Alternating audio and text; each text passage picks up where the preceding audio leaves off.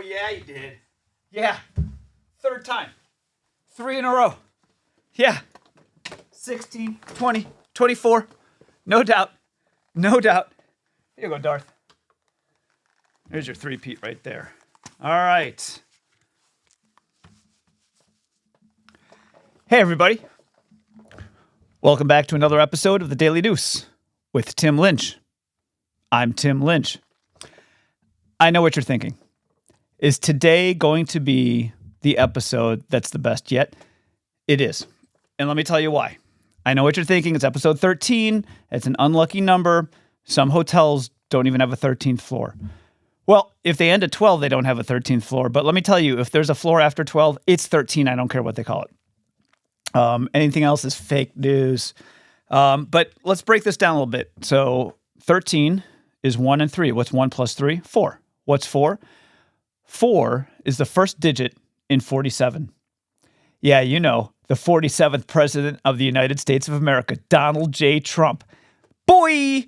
And so what are we going to talk about this? Because he got elected about a month ago. Sorry, I've been a little busy.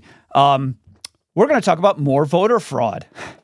And why are we talking about that? Well, you've seen me talk about it before. By the way, if you haven't seen me talk about the voter fraud that occurred in 2020, pause here. I will wait for you. Go back and watch episode 12, and I outline all kinds of evidence and proof about the cheating, the steal that took place in 2020 when Joe Biden usurped the presidency. And once you're done that, come back here. If you've already seen episode 12, you should probably rewatch. It's probably been a while. If you just watched it this morning, you should probably rewatch it and then come back. But anyway, so here we are. We're going to talk about this election and the voter fraud that occurred in this election too, because we don't say that voter fraud occurred because our guy lost. We say voter fraud occurred because voter fraud occurred. So now, yeah, our guy won, but voter fraud still occurred. It just didn't occur enough. And you may be thinking, okay, well, why was there not enough this time? If they stole the election last time, why wouldn't they just steal it again this time? One of the reasons you'll hear, and it makes for a good tagline, is it was too big to rig. I don't think that's true. We'll get into a little bit later some of the numbers. I don't think it was too big to rig. I think the primary reason is we know our history. And if you know your history, you won't repeat it. Like I said, we all know that the 2020 election was stolen. We know primarily how it occurred. And so we looked out for it, right? We tried to reduce mail-in voting.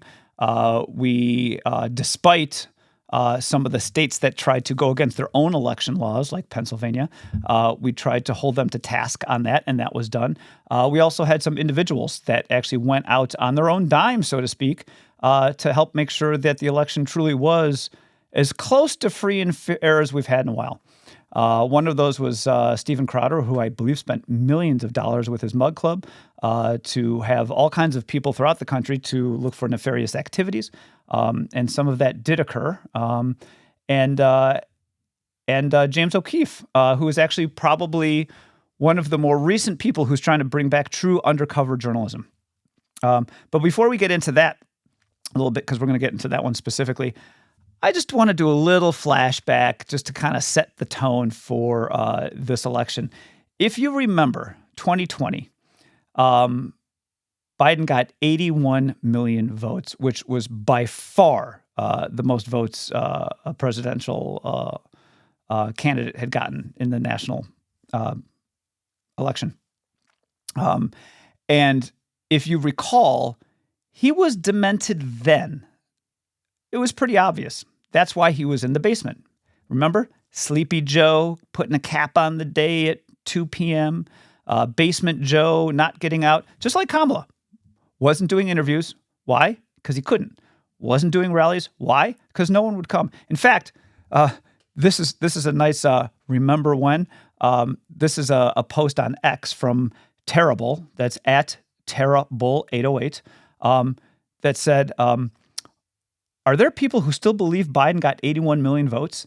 And there's a picture of one of his rallies, and it's great because no one's there.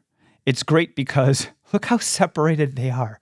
And it's not to try to disperse to make the crowd look bigger. It's because remember Fauci's lie about 6 feet? remember the lie that we said was crap, and yet we were conspiracy theorists and didn't believe the science? The lie that was now proven to be a lie because Fauci said he made it up. Just like he made up the masks, just like he made up the data on the jab, just like he lied about students not being able to go back to school, all that stuff. What a nice little picture that encapsulates all those things. So anyway, so back then he got 81 million votes and no one cared for him. No one liked him. If anyone voted for him, even then it was a vote against Trump because they didn't like Trump as a person. It wasn't because they wanted Biden. Biden was a demented fool back then, a chronic liar through decades of government work. So that was kind of the past. So now, coming up to the most recent election, 2024, before the election actually happened, people asked me, hey, do you think Trump's going to win? And my answer was, if the election is fair, absolutely, no doubt, 100%, it will be a landslide. Nobody is going to beat him. He's going to crush it. However, that wasn't the question. The question was he going to, I guess, was he going to win? For sure. Was he going to be elected president? I was still very nervous because I know what happened in 2020. And so I was afraid about, again, the ballot stuffing, the mail-in ballots, what happened in Georgia, Pennsylvania. And in fact, and this is the one kind of specific example I want to show you of voter fraud, because it always happens in Philadelphia. Philadelphia is like the king of voter corruption. Philadelphia is where, remember, I think it was 2008, the new Black Panther Party was hanging around the polling places with their batons, intimidating voters.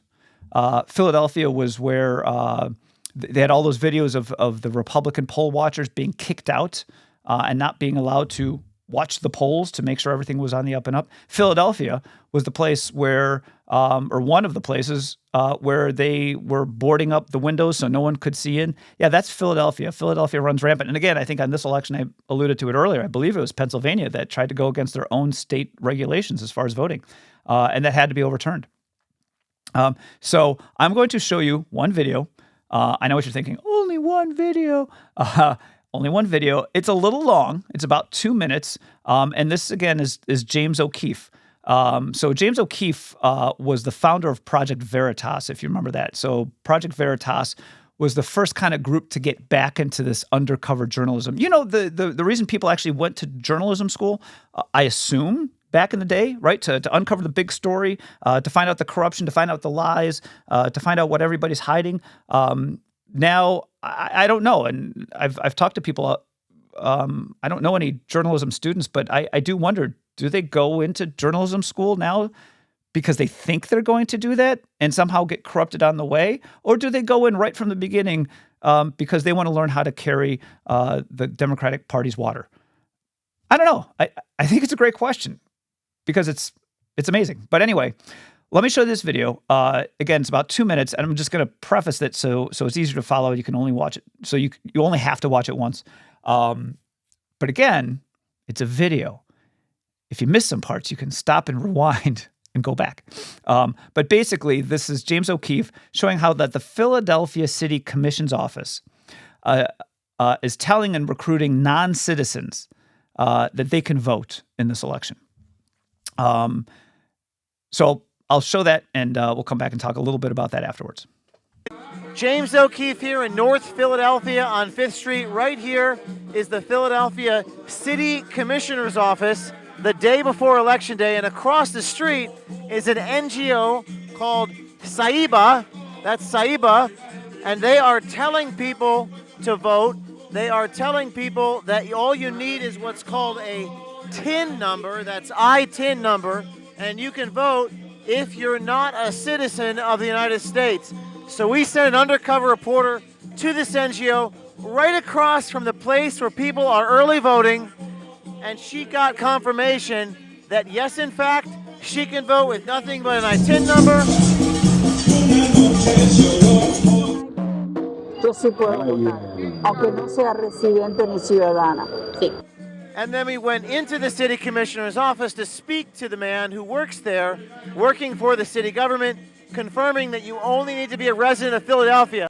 But when I say resident, that means of the entire United States. But you're just worried about Philadelphia. Oh, you don't care about anything else. You just want them to have a resident of Philadelphia. After that, you confirm that, you register. Whether you have a social security number or not, you can vote. Obviously, it's extremely loud here. Music is very loud. So we're going to go ahead and walk across the street and talk to these people. Hello. Mira, están jodiendo estos mamados. Are you Aquí están jodiendo. Are you Juliesa? Are you Juliesa?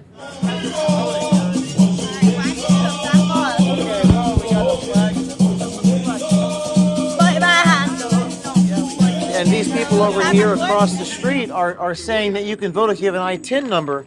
This is the document that they gave us. Once again, I-10. I cannot comment because I don't know, no idea. Okay. So a couple things. One, again, it's pretty much as billed. They're trying to get non-citizens to vote. Now, I don't know their ultimate strategy. I don't know if they're truly trying to get non-citizens to vote. Obviously, they're Democrats. So obviously, if they're truly getting them to vote, they think they're going to vote Democrat. Otherwise, they wouldn't do it. If they thought that non-citizens would all vote Republican, they wouldn't do it. But I think they're thinking, hey, we got a bunch of illegal aliens. Joe Biden brought them in, right? He reversed like all of Trump's border policies, remain in Mexico and all those things. He's tearing down the wall. He's selling the wall at Facebook marketplace prices that you could dream of. And frankly, he's flying them in under cover of night all throughout the country. So I'm assuming at least part of it they're thinking is, hey, if they're going to vote, they're going to vote for the guy that brought him in. Fair enough. But also, even if they don't vote, if they just get them to register, well, now you got a name on a ballot. And what does that create? A blank ballot. So I think a lot of these, they'd be happy if they don't vote because now they got blank ballots they can stuff. So amazing, I think, what they're doing, again, in broad daylight, because God forbid any other journalism area of journalism would bring that up. But no. One other thing that was kind of interesting about the video to me, do you remember they had the camera that was kind of going around? Obviously, on a video, they're going to have a camera. And one of the women holds up it looked like a Puerto Rican flag, I'm guessing. I don't know. I have to go back and look. And tried to cover it up. Now, that is extraordinarily telling. And it's not just this video that you see that in. You see this all of the time. Now, think about that. You might just think, oh, yeah, they're trying to cover it up. They don't want to be filmed. But think about this. If you are protesting something, if you're demonstrating about something, if you want to change the world, you want as much exposure as you can. You want every TV station, every cable news network, you want radio stations and you want newspapers, you want every video from every angle you can get to plead your case, right? That's what people do when they're protesting. They want massive, full, nonstop exposure. That's the whole point of protesting. Here we are, baby. Look at what we're doing. This is what we're trying to do. And yet, they keep covering it up. And again, I know that was just this one video, but you see these in tons of videos. You see these in college campus protests. You see these out on Occupy Wall Street protests. They're always covering up the campus. Why? Because they don't have something that's glorious they're trying to change. They have something nefarious. They're corrupt. That is the only reason you want to be in secret when you're trying to change something. It's because you're wrong, you're corrupt, and you know you're breaking something. The law, ethics, morality, I don't know. But you're obviously trying to hide something. So again, boom, there you go. Clearly trying to steal the election again. Just not enough. So that was one specific thing. Now I want to kind of look at the big numbers. And when I say the big numbers, I mean the final numbers, the final tally. So on election day, election day was November 5th. So I voted in my state, and then I had to go out of town. I had to do a couple talks the next day in Connecticut. So I voted, and then I left town. I voted, left town, and then that night, most people who were interested were watching, whatever network or streaming service to see what votes were coming in. Honestly, I did not watch. I usually don't watch really anything live. I don't watch sporting events live. It's amazing how you can fast forward through commercials and intermissions. I don't watch State of the Union addresses live, even if it's my guy. I don't watch debates live. I know, look, again, know your history. You know what's going on. I don't need to see the State of the Union, to, again, whether it's my guy or the guy I don't like, talking about stuff that I already know. It's a waste of time. And sometimes it's even a little cringy. Even when it's my guy, it's a little cringy. So I don't watch those things. Multiply that times 1,000 when you're talking about election results coming in, because that actually means something. This is going to have an effect, right? Whoever wins, it's going to have an effect. So I'm like, I'm going to find out who wins. I don't need to draw it out over hours and freak myself out. I'll just wake up the next morning. So anyway, I'm in a hotel room, and I think I woke up at around 3 or 4 in the morning. I'm like, oh, all right, let me just check. And it's like, lo and behold, it looks like, and again, I can't remember at that time if Donald Trump fully won or was clearly going to win. Whatever it was, I was very happy and went back to sleep, and then got up, a couple hours later, was getting ready. And one of my roommates from medical school, Dr. Gady, Josh Gady, called me, and of course just talked about the victory in general, which we have to do, by the way. A lot of medical people are extraordinarily liberal, especially on the academic side. So it's not a lot of times you can talk openly. You're a bit closeted as a conservative in these areas. So we got to talk and rejoice a little bit. But one of the things he brought up, he said, "Did you see the numbers?" And I said, "Yeah. I mean, he won the Electoral College, which again, in a fair election was no surprise. But he won the popular vote, which by a lot, which really was amazing to me." And I said, "Yeah, it's crazy. He won the Electoral College and he won the popular vote." And he goes, No. Like, look at the numbers. And I said, all right, so Trump got 71, 72 million votes, I think, at that time in the morning. Kamala Harris had 64 million votes or something like that at that time in the morning. And I was like, yeah, he whatever it was. He beat her by about 5 million votes. I mean, just absolutely crushed her. Which again, no surprise. And again, probably happened in 2020. And he goes, yeah, Joe Biden had 81 million and she got, 65 million? What did I say? 65, 66 million, something like that. Maybe 64 at the time. So she dropped 15 million votes. He goes, there's your corruption right there.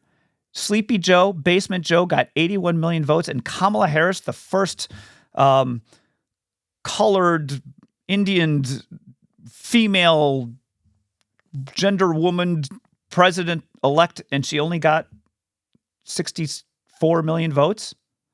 Yeah, because it's bullshit. Because, yeah, those were the votes she actually got. There's no fucking way. Sorry. Earmuffs. If you have kids watching, have them leave the room about 10 seconds ago. There's no fucking way that Biden got 81 million votes. In fact, if you look, and this is a great graph, this came out, this was posted, I think, a little after my conversation, like an hour or two after my conversation with Josh. And this was posted by Zero Hedge. I don't know if he made the graph or just posted it from someone else, at Zero Hedge on X. And he said, sorry to beat a dead horse, but can we go back to what happened here? And it looks over the 4 last elections. So 2012 was with Barack Obama, 2016 Hillary, 2020 Joe, and 2024 Kamala. And so 2012 Barack got about 66 million votes. 2016 Hillary got about 66 million votes, and 2024 Kamala got about 66 million votes. But for some reason, with the COVID lockdown and mail-in votings and the Atlanta super leak and the Pennsylvania lockdowns, Joe Biden got 81 million votes. No fucking way. And he goes, if that doesn't prove that 2020 election was stolen, nothing does. There's no fucking way the most popular first black president only got 66. That Hillary only, look at trends. 66, 66, 66, 81. Bullshit. And then look at Trump, right? So 2012, who was 2012? That was Romney. Oh yeah. Boy, the more we learn about Romney. Sure. So he got about 61 million votes. And then it grew a little bit in 2016 to Trump. Now, again, remember, a lot of people wanted Trump to beat Hillary, but he was kind of still an unknown. No one knew the massive good he would do to the country. That's why in 2020, he went from 2016 about, again, 62 million votes to 2020 with like 74 million votes. I mean, because they wanted him to win. And then he dropped actually a little bit in 2024. Despite how bad the Biden-Harris office was. So, again, very specific examples, massive evidence of massive voter fraud. But just look at the whole numbers. It's just ridiculous. So, kudos to Donald Trump for winning the presidential election 3 times in a row. He'll be seated president twice. And thank God for that. Hopefully the country gets a lot better. Hopefully he can make America great again. I'm going to leave you with one more thing, and that is one more interesting tidbit about voter fraud, and that is posted from DC Drano and on X at DC_Drano. So he posted this tweet. I don't know what you post nowadays. Because remember, the whole country went to the right with this. Obviously, Trump crushed it, but all the states went to the right to some degree. Even you look at the individuals, more blacks voted for Trump than ever. Hispanics voted for, Republican than ever. But all of the states went to the right. Even and I get it. California still, was won by the Democrats. Illinois was still run by the Democrats. New York was still won by the Democrats, but the individual numbers shifted to the right. Colorado, and here's the post. Colorado is the only state to have leftward shifts in voting. Colorado was also the only state to have all of their voting machine passwords leaked by the Secretary of State, Jenna Griswold, months before the election. Isn't that convenient? So everybody shifts left, which is organic. It makes sense. The country was going downhill, except for one state where the voting machine passwords were leaked. There you go. All right. So that's about it. Again, one more time, congratulations, Mr. President Donald J. Trump. Looking forward to 4 years of this country really turning around and turning around quickly. I think there's a lot of support from the country. I'm also looking forward to, and this everyone's been waiting for forever, DOGE, the Department of Government Efficiency, headed by Elon Musk and Vivek Ramaswamy. These guys know how to run a business. These guys know the crap and corruption that's in the government. I'm sorry, if you have any interest in truly making this country great and aren't just biased to your party or your whatever, you are going to love the Department of Government Efficiency. Who doesn't want to make things more efficient? Who doesn't want to get out crap? Right? So really looking forward to that. Also really interested. They are also planning on doing a podcast to talk about all the things they will be cutting or changing to be in full transparency. There are some rumors that I might be involved with the podcast. Right now, they're just rumors, but they are floating around. Couple other things other than, obviously we want decreased crime. We want decreased illegal immigration. We want to deport everybody who's illegal. We want the economy to turn around. We want crime to be safer. We want to get back to our gun laws. And I don't mean change them. I mean just enforce them. The Second Amendment. But there's 2 other things I really want to come out from this presidency early on. One is I want to know who shot JFK. I want to know everyone who's behind it. I want to know all the government departments that were responsible for that, because that needs to be exposed. The people of this country need to know what happened. Look, they're all dead at this point or dying. It's not going to matter. No one's going to go to jail or whatever at this point. But we need to know the corruption that's involved. 100%. For the same reason, and this one people can go to jail for, I want to know who is on Jeffrey Epstein's island. I want to know who is involved, what corruption was taking place. That's all got to be out there. I mean, think about it. Epstein went to jail and got murdered. His wife, Ghislaine, whatever her name is, Maxwell, she's in jail for sex trafficking. And yet there's not one buyer, not one John. Bullshit. Fucking bullshit. Sorry. Kids, again, earmuffs 10 seconds ago. There's no way they don't know. That's got to be exposed. And the last thing that I want to see exposed is Anthony fucking Fauci. That guy, if everything turns out to be true, don't get me wrong, I don't want to prosecute maliciously. I want to prosecute appropriately. But if everything is true, and it looks like it is, that he knowingly created a gain-of-function mutation in a virus in a Chinese lab, covered it up, lied about it, lied about how to treat it, lied about masks, lied about keeping kids out of school, causing the deaths of how many millions of people throughout the world? You can't tell me that's not a crime punishable by death. Again, have your day in court, but I want to see that day in court. And that, wow, right? There you go. Best episode yet. Thanks for joining us. Please, if you liked it, hit the like button. Hit the notification bell so you never miss an episode. Please follow us. Please send this to your friends. Makes a great holiday gift. It's free. Send it to your enemies. Makes a great holiday gift for you. And it's free. Anyway, thanks for joining us, and I'll see you next time.